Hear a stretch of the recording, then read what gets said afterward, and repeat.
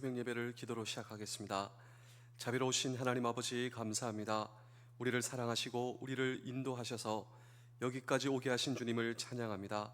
아버지 하나님, 성령께서 역사하시고 우리의 마음속에 임하시고 우리의 삶을 준비시켜 주시사 그분 앞에 합당한 우리의 삶이 준비되도록 역사하여 주시옵소서. 하나님, 역사하여 주시며 주의 권능으로 함께 하시고 우리의 삶이 주 앞에 합당한 인생으로 준비되도록 역사하여 주옵소서. 주님이 언제 오셔도 부끄럽지 않는 그 삶이 준비되도록 성령으로 역사하여 주옵소서. 예수님의 이름으로 기도합니다. 아멘. 찬송가 91장 3절 4절을 찬양하겠습니다.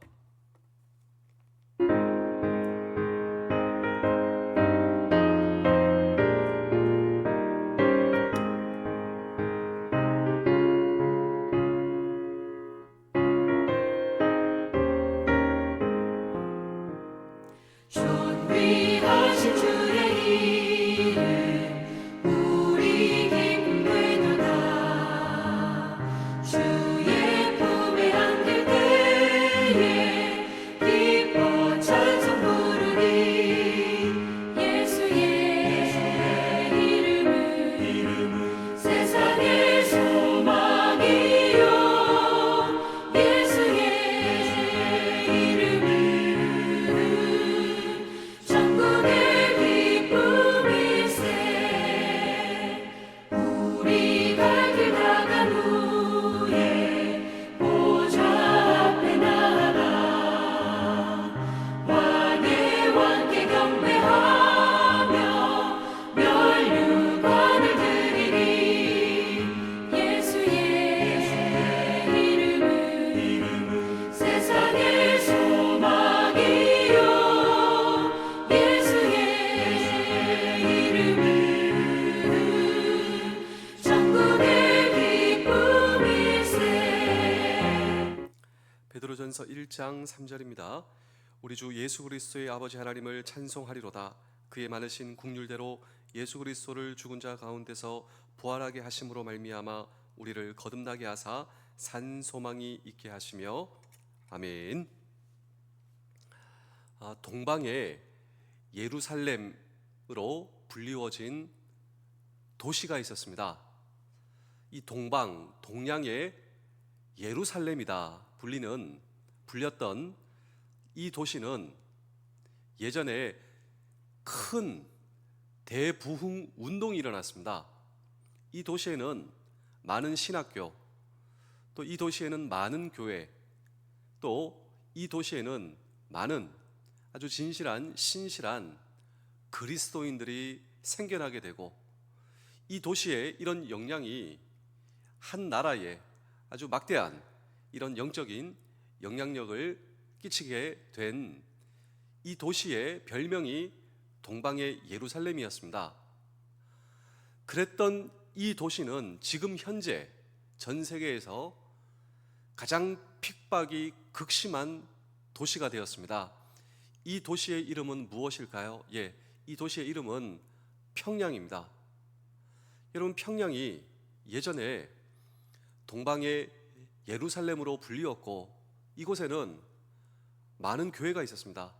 많은 신학교가 있었습니다. 그리고 1907년 평양 대부흥 운동으로 말미암아 전 나라와 전 영역에서 아주 이런 영적인 이러한 무브먼트를 제공했던 이 평양이라고 하는 도시는 현재 전 세계에서 가장 핍박이 극심한 도시, 성경을 가지고 있거나 그리고 십자가를 가지고 있거나 내가 그리스도인이다라고 하는 사실이 발각되면 사형언도 그리고 간첩 혐의가 지어져서 평생 이 감옥에서 갇혀 있어야 되는 이런 도시, 이런 나라가 여러분 사실 없습니다. 한번 생각해 보실까요? 가장 핍박이 극심한 나라는 노스코리아, 그리고 그 수도 평양. 이 말은 아직도 거기에 그리스도인이 있다라고 하는 뜻입니다. 그리스도인이 없으면 핍박도 없겠죠. 그리스도인이 없으면 박해도 없겠죠. 그리스도인이 없다면, 신앙이 없다면 여러분 이런 역경과 고난이 없다라고 하는 것입니다. 그래서 제가 이런 생각을 해보게 되었습니다. 거기에 살고 있는 그리스도인들은 이런 핍박이 다가올 때 정말 그들에게 희망이 있을까라고 하는 질문 말입니다. 또 정말 역설적으로 저는 하나님의 뜻이 이 나라, 이 대한민국에 있다라고 믿습니다. 왜냐하면 가장 핍박이 극심한 나라, 가장 핍박이 극심한 도시와 맞물려 이 대한민국이 있습니다. 이 대한민국, 우리는 전 세계에서 신앙이 가장 잘 보장이 되는 나라, 자유와 평화가 보장이 되는 이곳에서 오늘 저와 여러분들은 신앙생활을 하고 있는데 정말 하나님 보시기에 나의 신앙과 믿음은 어떠할까라고 하는 것입니다. 그런데 오늘 이 성경 본문이 가장 핍박이 극심한 시대에 쓰여진 성경이 바로 오늘 성경 본문 베드로 전서입니다. 주후 79년 정말 로마에 대화재가 있었습니다. 당시 로마의 황제였던 그 유명한 네로 황제, 술을 먹고 로마에 불을 질렀다. 그리고 이 방화된 이 로마 시내를 보며 시를 지었다라고 하는 악성 루머가 퍼져나가고 있었고, 이런 악성 루머에 희생양으로 지목된 것이 그리스도인이었습니다. 즉각적으로 체포명령이 떨어지고 로마에서 그냥 피비린내가 나는 사형이 계속 벌어지고, 우리 그리스도인들이 그런 극심한 핍박 가운데 쓰여진 성경 본문, 그래서 베드로전서 4장 12절에서 13절을 한번 보실까요? 사랑하는 자들아, 너희를 연단하려고 오는 불시험이라고 했습니다. 불시험. 어느 날 갑자기 경험되게 된 그리스도인에 대한 이 핍박, 과연 그들에게 희망이 있었는가? 우리 베드로전서 1장 1절도 보실까요? 예수 그리스도의 사도 베드로는 본도, 갈라디아, 갑바도기아, 아시아와 비두니아에 흩어진 나그네, 그들에게 쓰여진 성경이 베드로전서. 그런데 이 베드로전서의 핵심 메시지가 무엇이라 말씀드렸습니까? 희망입니다. 희망. 핍박의 시절, 그리고 불시험이 다가온 시절, 그리고 쫓겨다닐 수밖에 없었던 이 시절, 그럼에도 불구하고 희망을 붙들 수 있었다고. 도대체 이 희망은 무엇인가라고 하는 질문을 오늘도 우리는 이 성경 본문 속에 던지며, 우리 사랑하는 성도 여러분, 장병 여러분, 군가정 여러분, 혹시 내 삶 속에 희망을 말할 수 없습니까? 희망을 찾을 수 없습니까? 그렇지 않습니다. 오늘 이 성경 본문은 어떠한 삶의 정황에서도 우리가 희망을 놓치면 안 된다고, 희망을 말할 수 있고 붙들 수 있다고. 도대체 그 이유와 근거에 대해서 성경은 오늘 어떻게 말씀하고 있는가? 첫 번째로 부활하신 주님이 저와 여러분과 함께 하시기 때문이다 말씀을 드렸습니다. 이것이 바로 산 소망이다. Living hope, 살아있는 소망. 우리가 이 세상에서 붙들고 있는 모든 소망은 사실 죽은 소망입니다. 썩어져, 없어져, 사라져버릴 소망. 그런데 그것을 붙들고 있으면 결국 우리는 죽을 수밖에 없다. 그러나 살아있는 소망, 부활하신 주님이 지금도 나와 함께 계시다.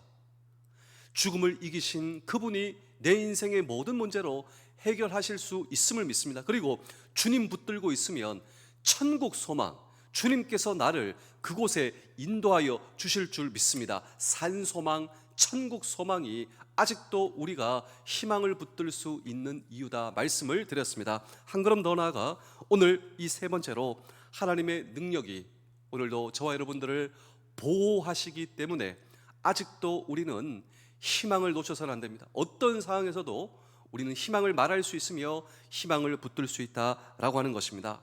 우리에게 구원을 주시는 하나님, 사실 하나님이 함께 하시고 산 소망을 붙들고 천국 소망을 붙드는 이 가운데 하나님께서는 우리에게 구원을 선물로 주셨습니다. 그런데 아무리 핍박이 심해도, 어떤 상황에서도 하나님께서 우리에게 주신 구원, 그 구원이 흔들리지 않고 지켜지도록 우리의 믿음을 하나님의 능력으로 보호하시고 지켜주시겠다라고 하는 이 놀라운 하나님의 약속을 잊으셔서는 안 됩니다. 우리에게 주신 구원, 이 구원과 믿음이 흔들리지 않고 지켜지도록 하나님의 능력으로 저와 여러분들을 보호하여 주신다라고 하는 것입니다. 그래서 오늘 이 성경 본문을 계속해서 읽어보시면 하나님의 능력, 우리에게 제공되는 하나님의 능력이 두 가지입니다. 그 하나님의 능력이 무엇인가? 지금도 우리는 그 하나님의 능력을 공급받고 있어요. 첫 번째로 우리가 얻은 구원이 하나님의 능력으로 우리를 지켜주신다. 이것이 첫 번째 하나님의 능력이며, 두 번째로 우리가 인생을 살면서 시험과 시련을 만날 터인데 그 시험과 시련 속에서 우리가 잘 버틸 수 있도록 하나님의 능력이 우리를 도와주신다.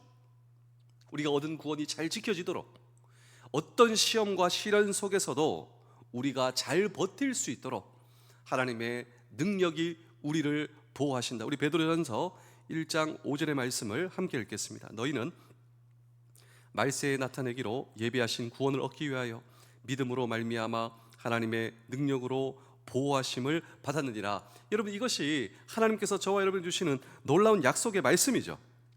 오늘 저와 여러분들이 얻은 구원 그리고 믿음, 이것이 흔들려지지 않도록 계속해서 지켜지도록 하나님의 능력이 지금도 저와 여러분들을 보호하고 계신다.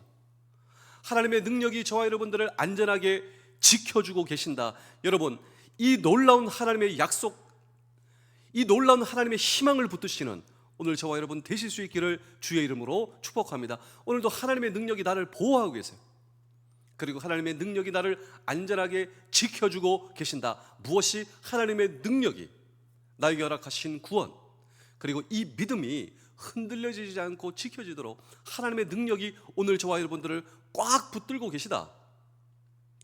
이것이 어떤 상황에서도 오늘 저와 여러분들이 희망을 말할 수 있는 이유입니다. 하나님의 능력이 나를 오늘도 붙들고 계신다. 그리고 요한복음 10장 28절을 보실까요? 요한복음 10장 28절입니다. 내가 그들에게 영생을 주노니 영원히 멸망하지 아니할 것이요 또 그들을 내 손에서 빼앗을 자가 없느니라. 여러분, 우리가 구원을 얻으면 주님의 능력이 우리를 지켜주시니 한 번 구원, 영원한 구원이 된다. 이것을 이 신학의 교리에서는 영원한 안전의 교리라고 이야기합니다.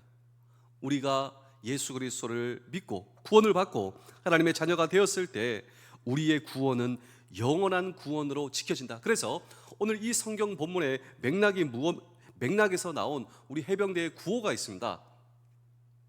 무슨 구호입니까? 한 번 해병, 영원한 해병.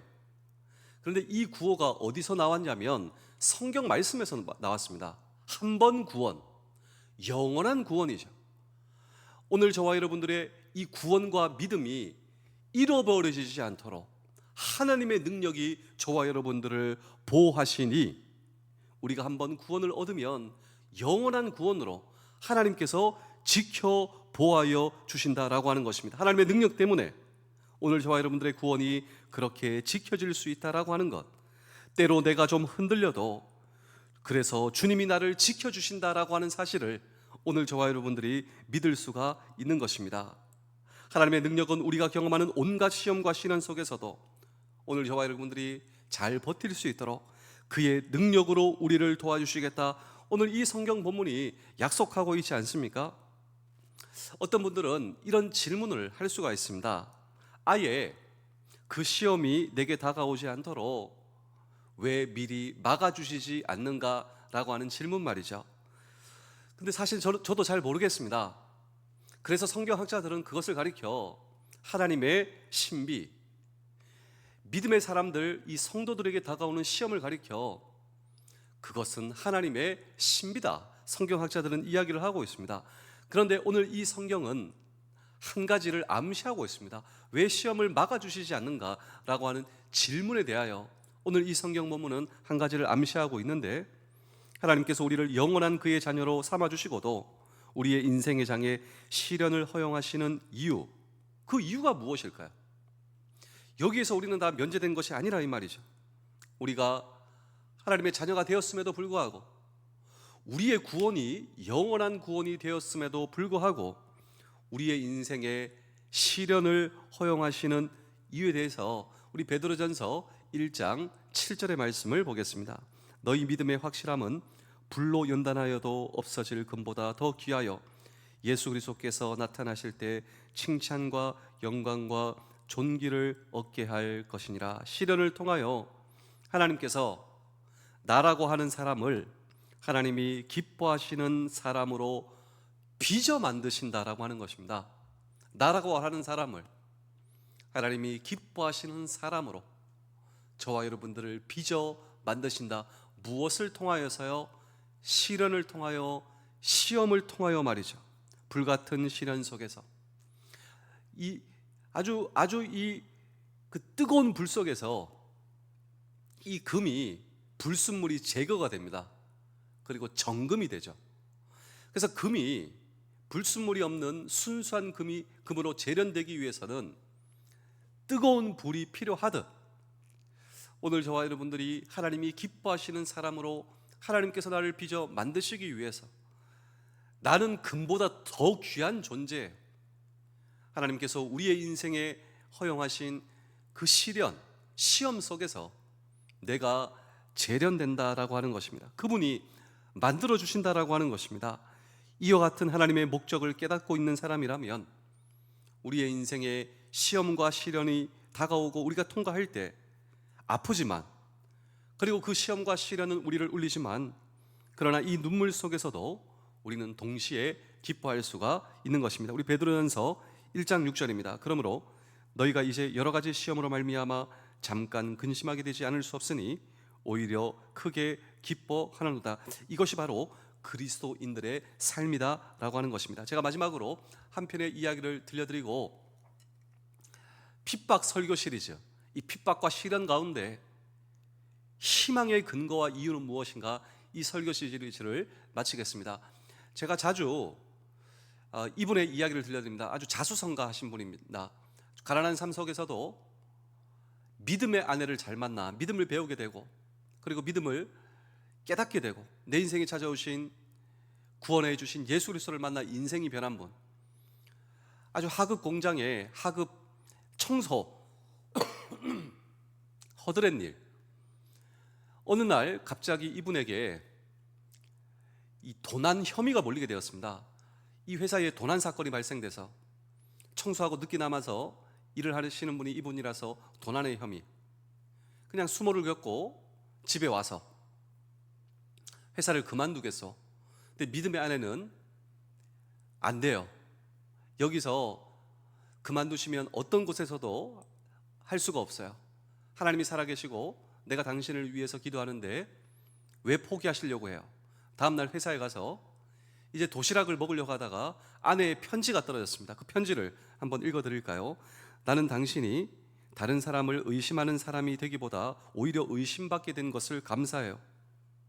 당신의 억울함은 하나님께서 풀어줄 것이고, 오히려 당신은 다른 사람을 축복하는 사람이 되도록 제가 기도하고 있어요. 그리고 당신과 함께 베드로전서 2장 19절을 읽어보고 싶어요.